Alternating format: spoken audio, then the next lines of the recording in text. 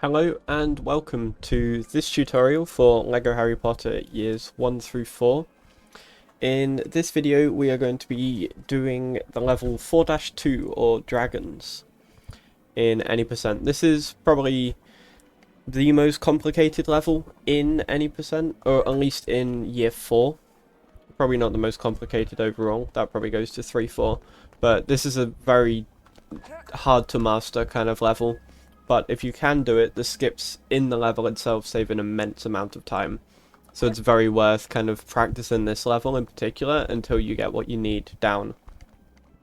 So to start off with, we need to make our way to the lesson itself. Usually from spawning here, you can jump over the rail here or onto that rail. And then go into the door.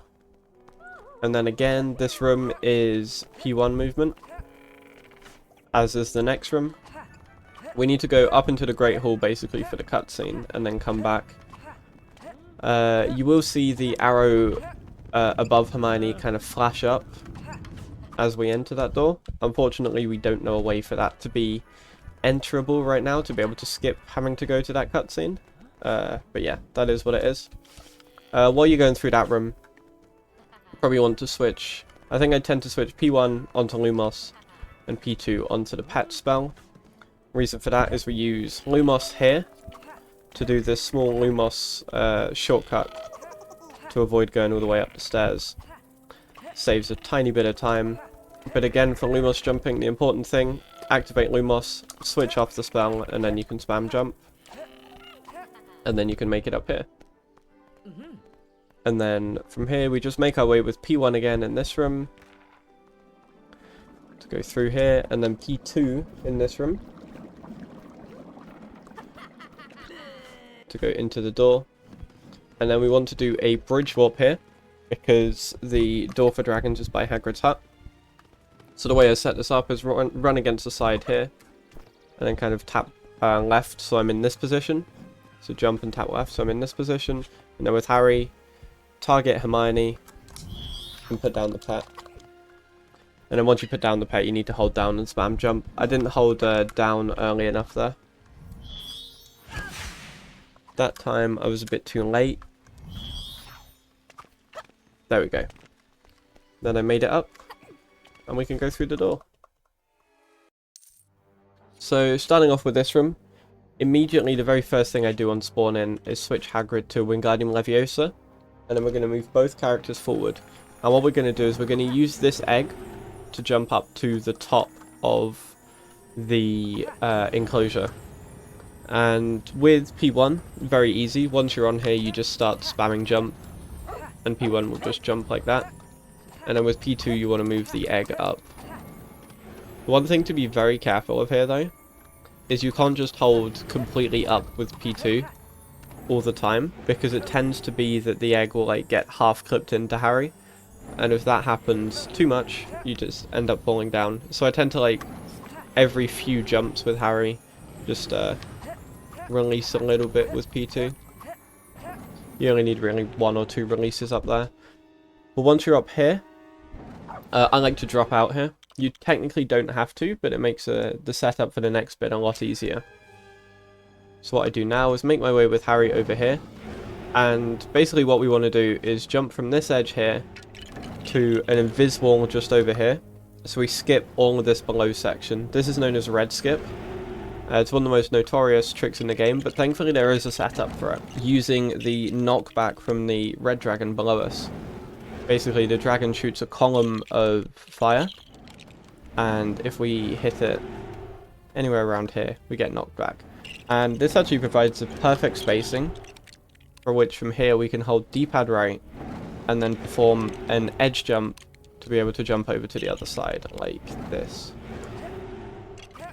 And then I kind of spam jump as I'm landing, just to make sure I make it over. And that's a skip. So that's already skips a minute and a half or so, but from here we're not able to complete the rest of the section unless we do some other stuff. So we now need to do what's known as blue skip, which is skipping the blue dragon up here. Normally you have to guide these purple rings into the thing, so they hit the well, guide the purple ring so that the dragon targets each of these hooks, breaks the hook, and then opens the door.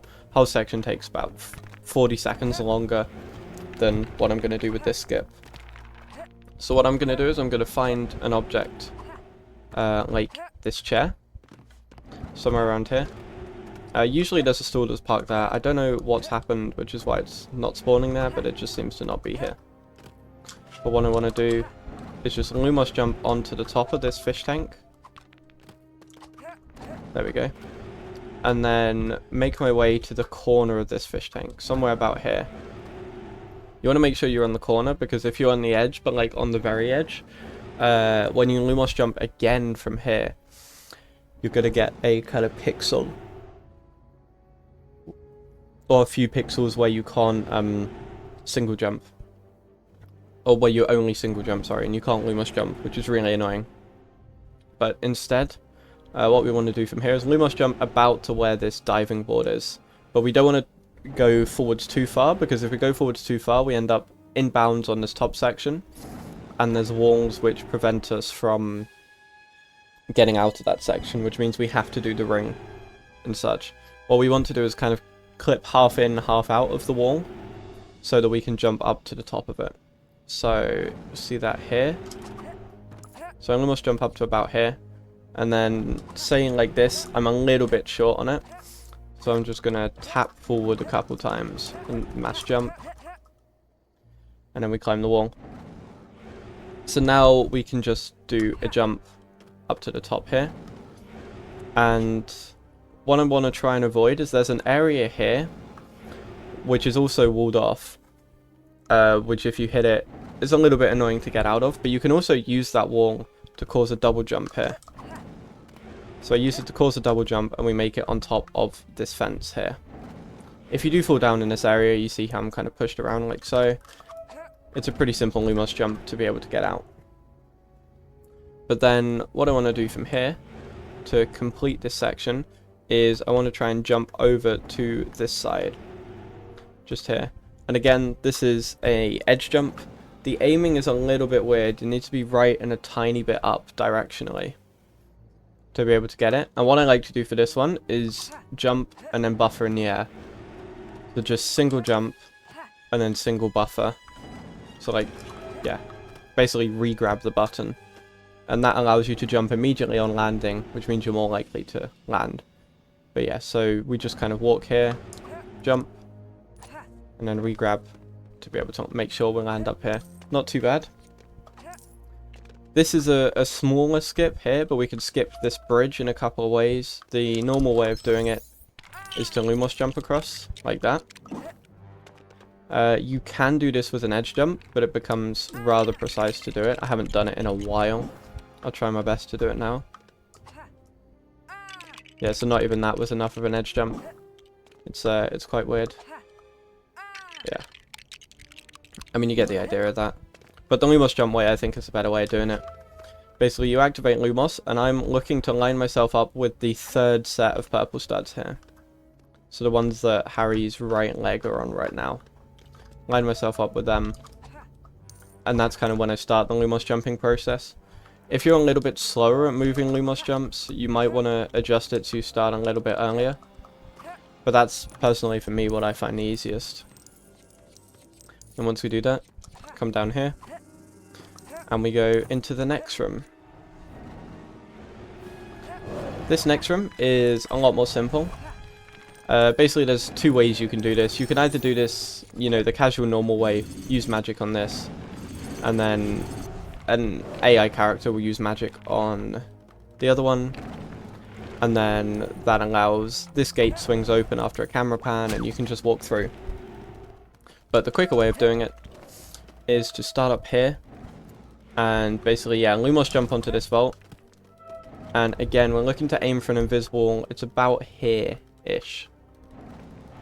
So we need to do a kind of moving Lumos jump to make the top of this. It's quite a precise one to do, and you're looking at having to gain maximum height, which means spacing out your jumps a little bit with Lumos. So you see when I failed there, I tried spacing too much. But if you don't space enough, you get the double jump, but of course you don't quite get the height you need. But yeah, it's a little bit precise on the aiming as well. So I'd recommend messing around with it and seeing if you can get it consistently. But it is about 15-20 seconds faster, I think, if you can do this. And then what I tend to do here is, as I'm walking into here, like once I pass that kind of last silver stud, I tend to just start the drop-in process. Basically what you can do is if you drop in during the transition, you will start this room with your player 2 as Fang rather than your player 2 as the default Hagrid. It's a weird little glitch with this game. Okay, so for this room, I'll first show the simple way of doing things, which is the 1P2C method. So this is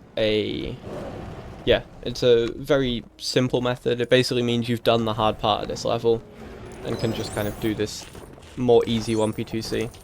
So we start off digging the spot with Fang, and at the same time pull out the Invis Cloak with Harry. And then with Fang we want to go over to the strength handle while Harry moves over. We can switch spell with Harry to take off the Invis Cloak quickly, and then activate Lumos and jump over to here. Shoot this thing here, and then lift this. Now what I'm doing with Fang is I'm waiting for Hagrid to kind of catch up to us here, because basically there's a kill plane on lifting this weird contraption, and we don't want to walk there too quickly. So I wait until Hagrid kind of passes us here, and then I know it's safe to go. And then with Fang, we want to make it through to this side just before Hagrid starts using magic on this. Because we want Hagrid to be using magic on this so that Harry can pass through. So we dig this up with Fang and then switch to Hagrid. And then use magic on this with Hagrid. Target this with Harry. And then make our way to the end of the level. So yeah, that's the more simple method. I will show the more advanced method, but it is a lot more risky. Okay, so in this room again, the other way you can do this is what's known as a 1P2C skip. Because we basically end up skipping all of the 1P2C. This is a very, very difficult trick, but I believe that with enough practice, it is easy enough that, you know, some runners can look at incorporating it in runs if they're confident with platforming. But it starts off the same as the other room. We want to be Fang, so we can dig here. But instead of staying up, this time we come down with Harry. And basically what we're going to do is everything on the top level is a one-sided wall. So if you're in there and you're trying to run against the wall, you just run against it. But the other side of the wall is scalable. Basically we can climb it, we can clip into it and climb it because there's you know, free access to walk through. So the way we're going to do that is we're going to hit our first wall, which is about where this plant is here that I'm targeting. And we're going to activate that from a Lumos jump around this bit. This bit's slightly elevated compared to the rest. So what we can do is activate a Lumos jump here. And then can climb the wall like so. Unfortunately there, I clipped in bounds because I was explaining it. But what we want to do once we get to the top of that wall is we want to hold right and jump. Also, you notice there, if you fail and clip in bounds up here, or at any point if you clip into the top level, the quickest way to back it up is to redo the room. So reload the room with Fang, basically, and leave the room.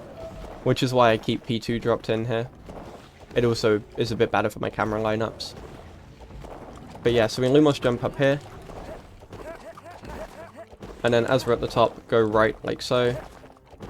The specific right angle you have to hold is a bit weird. Also, some collision happened there. That was interesting. But yeah, basically you want to make it to this area. The collision you have to hold is a bit strange. It just takes some practice to get used to it for the specific right angle. And then we want to do the same again, but we want to use just the top of this slope here, which will also give us a similar kind of effect. And the highest part of the slope in this area is just up here, and we need to use quite a lot of it.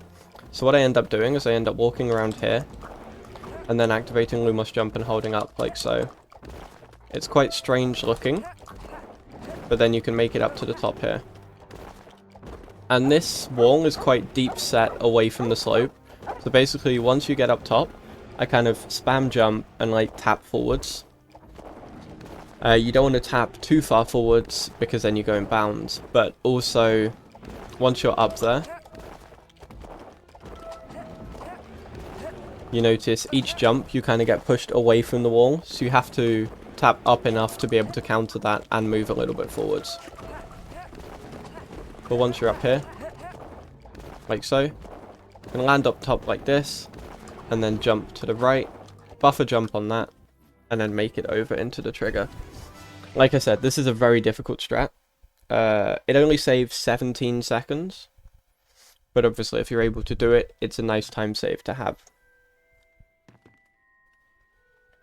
But yeah, I think that's it for this tutorial. Like I said, this is one of the hardest levels, so I recommend, if you have any issues with any of these sections, I recommend joining the LEGO Harry Potter speedrunning Discord, which is down in the description, and kind of asking any questions you have there.